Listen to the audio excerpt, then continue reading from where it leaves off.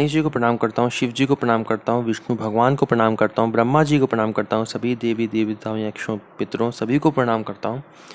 प्रहलाद नारद पराशर पुंडरीक व्यासाम्बरी शुक शौनक भीष्म दालभ्यान रुक्मांगद अर्जुन विभीषण आदीन पुण्यानि मान परम भागवतान स्मरामि।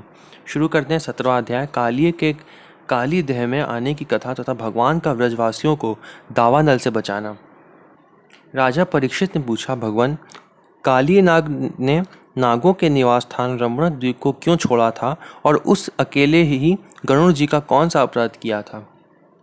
श्री सुखदेव जी ने कहा, परीक्षित, पूर्व काल में गरुड़ जी को उपहास स्वरूप प्राप्त होने वाले सर्पों ने यह नियम कर लिया था कि प्रत्येक मास में निर्दिष्ट वृक्ष के नीचे गरुड़ को एक सर्प की भेंट दी जाए। इस नियम के अनुसार प्रत्येक अमावस्या को सारे सर्प अपनी रक्षा के लिए महात्मा गरुड़ जी को अपना अपना भाग देते रहते थे। उन सर्पों में कद्रू का पुत्र काली नाग अपने विष और बल के घमंड से मतवाला हो रहा था। उसने गरुड़ का तिरस्कार करके स्वयं तो बलि देना दूर रहा, दूसरे सांप जो गरुड़ को बलि देते उसे भी खा लेता। परीक्षित, यह सुनकर भगवान के प्यारे पार्षद शक्तिशाली गरुड़ को बड़ा क्रोध आया। इसलिए उन्होंने काली नाग को मार डालने के विचार से बड़े वेग से उस पर आक्रमण किया।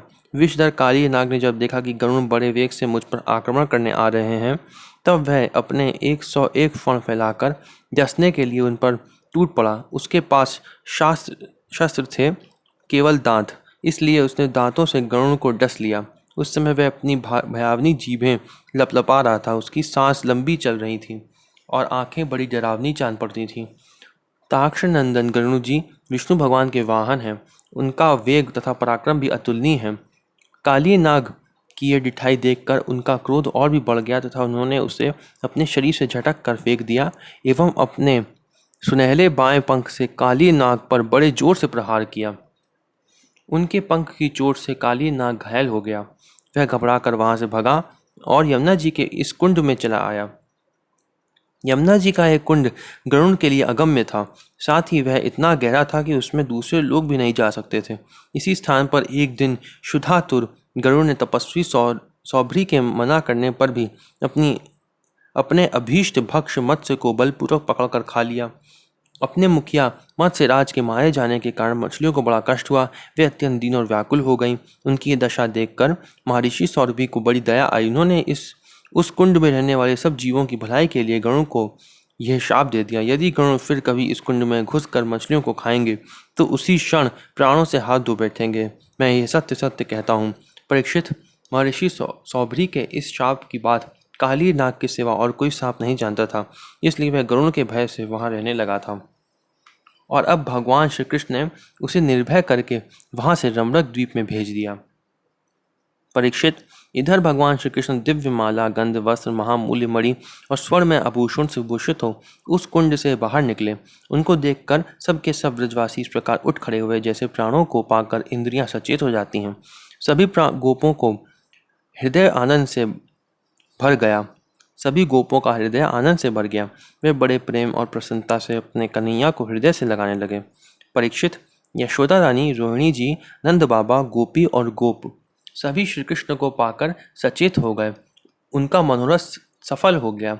बलराम जी तो भगवान का प्रभाव जानते ही थे। वे श्री कृष्ण को हृदय से लगाकर हंसने लगे। पर्वत, वृक्ष, गाय, बैल, बछड़े सब के सब आनंद मग्न हो गए।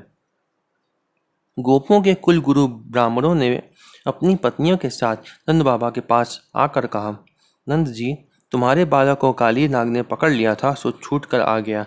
ये बड़े सौभाग्य की बात है। श्री कृष्ण के मृत्यु के मुख से लौट आने के उपलक्ष्य में तुम ब्राह्मणों को दान करो। परीक्षित, ब्राह्मणों की बात सुनकर नंद बाबा को बड़ी प्रसन्नता हुई। उन्होंने बहुत सा सोना और गायें ब्राह्मणों को दान दी। परम सौभाग्यवती देवी यशोदा ने भी गाल से बचे हुए अपने लाल को गोद में लेकर हृदय से चिपका लिया। उनकी आंखों से आनंद के आंसुओं की बूंदें बार बार टपकी पड़ती थीं। राजेंद्र, ब्रजवासी और गायें सब बहुत ही थक गए थे। ऊपर से भूख प्यास भी बहुत लग रही थी, इसलिए उस रात वे व्रज में नहीं गए, वहीं यमुना जी के तट पर सो रहे। गर्मी के दिन थे, उधर का वन सूख गया था। आधी रात के समय उसमें आग लग गई।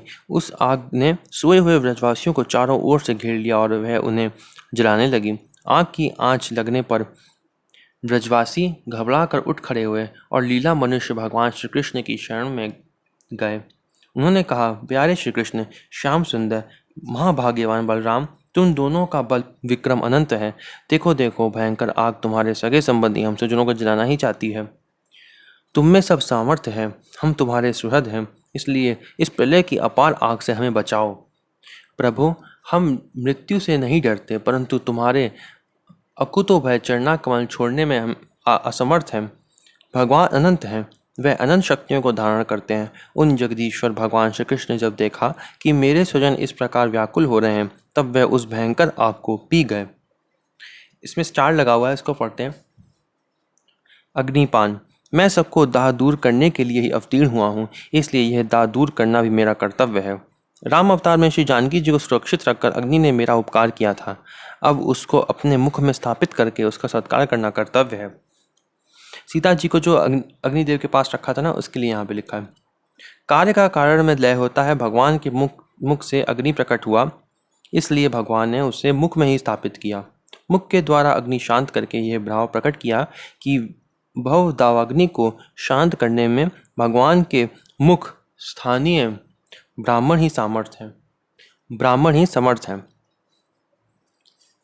अगला अध्याय आता है इसके बाद 18 अध्याय, अगली वीडियो में पढ़ते हैं। ओम नमो भगवते वासुदेवाय।